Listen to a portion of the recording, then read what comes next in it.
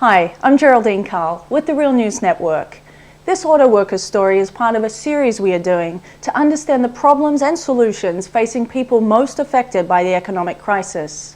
But we can only do this work with your financial support. The economic crisis has hit us hard too. Please become a member today so that we can continue bringing you stories like this.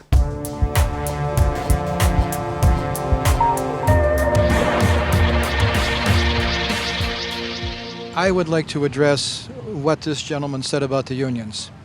Now, part of what he's saying I agree with, but I think we need to look a little bit deeper into what was said here. I'd like to ask the gentleman from Ford a question, if that's all right with you.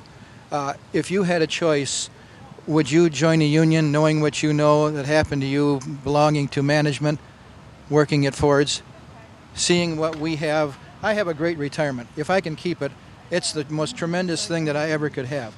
Would you join a union now if you had a choice?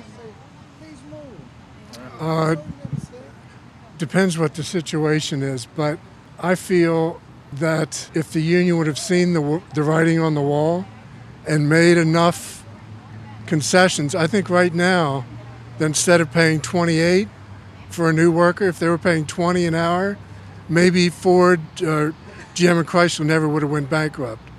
And if they would have somehow been able, I guess the auto companies set themselves up for this to happen by going with the super benefits right after World War II. There was no way to stop the situation we're in now. And I hate to sound sort of hard on people, but I'm saying just in the general sense, it was set up and they knew that someday they'd have to pay the piper. It just so happens that now we are. And many other industries in the country are hurting, but they're not to the extent of the auto industry. And I think blame falls with the union and the companies. But this is the argument we're hearing actually in the media quite a bit. The benefits are what killed the auto industry. How do you respond to that? The benefits and the legacy costs are something that we have earned, and it was part of the agreement all of our working life. Now, I'm not going to criticize the union for the negotiations. If it hadn't been for this union, in the 33 years that I was there, getting a fair share of the profit that the corporation was earning for the workers so that we had a decent standard of living, I wouldn't have the retirement that I have today. I cannot fault the union for that. It has been tremendous. If I can keep my retirement, I really have it made for the rest of my life. The trick is keeping it.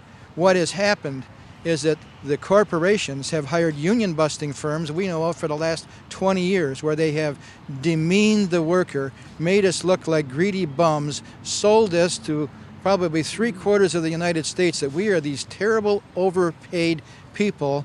And I'm sorry that they don't have a job as good as we do. I wish everyone in this country had a job as good as what we've had. But we only got a fair share of the profit. The corporation has found a way to beat us into the ground, demean us, and make us look like absolute thieves while we have these million-dollar CEOs at AIG that are still taking the money.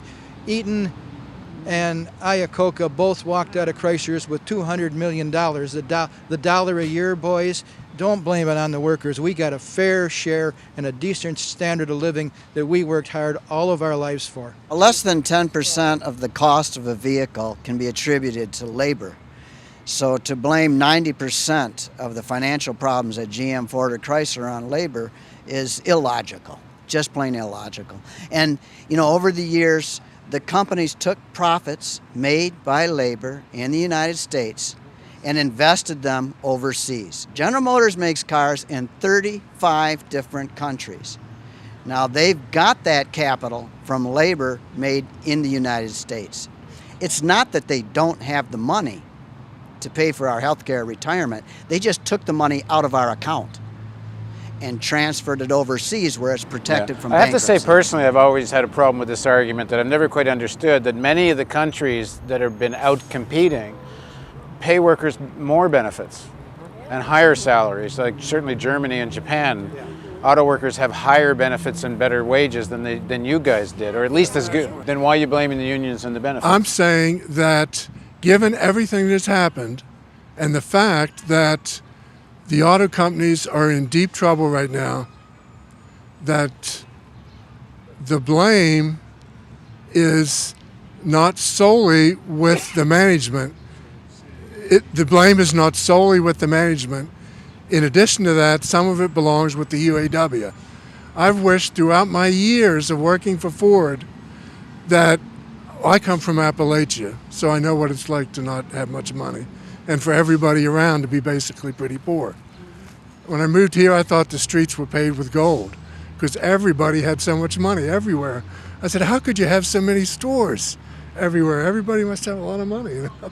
And it was true. I mean, there's a much better standard of living here than there was in a lot of the country. And that's good, but it's just not realistic to think everybody in the country can have the same thing.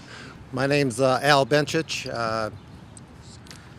Started working at General Motors August of 1970, and a month after I hired in, we went on a 68-day strike. And as a result of that strike, we got the dental and the vision. We had the cap removed off the COLA, and I'm not sure if it was that contract. Yeah, I think it was 30 and out in that contract, something no one else had. So this was an expansion of the wages and benefits that workers got because we were unionized. And today, the COLA is gone. There's a new hire will not get a GM pension. A new hire will not get GM health care when they retire. A lot of things we fought for are now gone. So what we've seen in the interim 39 years is, yeah, auto workers had decent contracts up through the 80s, and then in the 80s we started taking concessions to save jobs. We went from 440,000 active GM workers to today we have about 69,000. So obviously the concessions didn't save jobs. But what we have seen is a greater and greater concentration of wealth at the top couple percent. So it isn't that the wealth is gone. It's just that it's the pie has been redistributed so that a small percentage of people get a huge percentage of the wealth.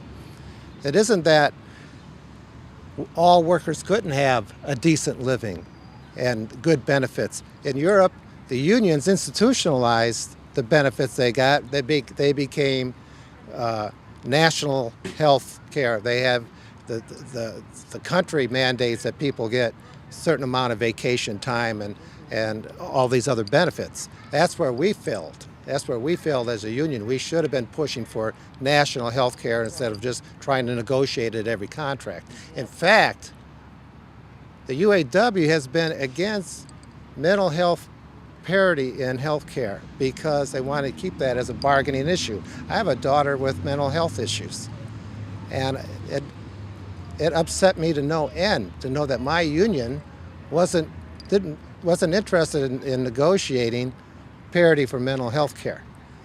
And that should be something everyone has.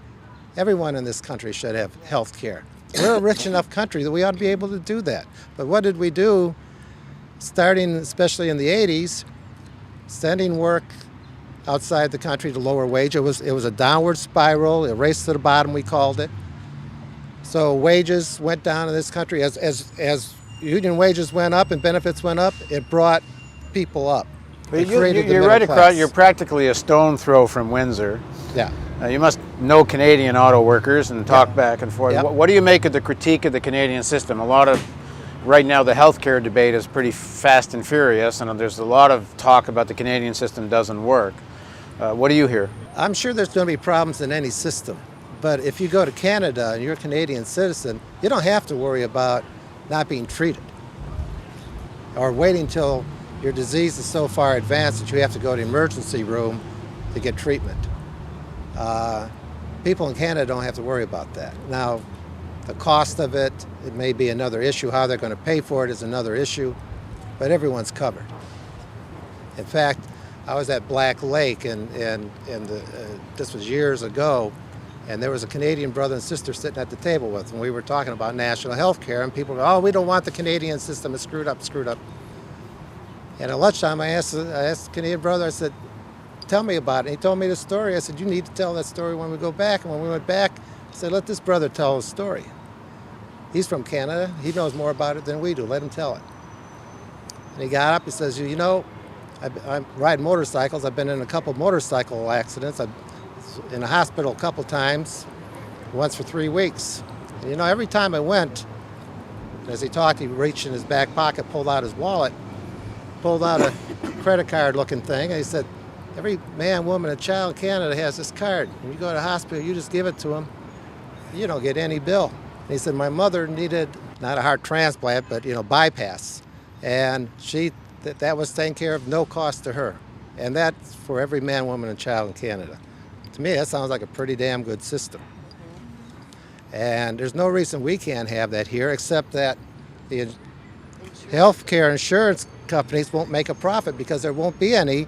It'll just be that we all pay into a fund that pays for health care, and everyone will be covered. And it eliminates the middleman. And the middleman has a problem with that. Hi again, I'm Geraldine Carl with the Real News Network. Over the next few months, we plan to investigate, report and debate the different proposals for the future of the North American auto industry.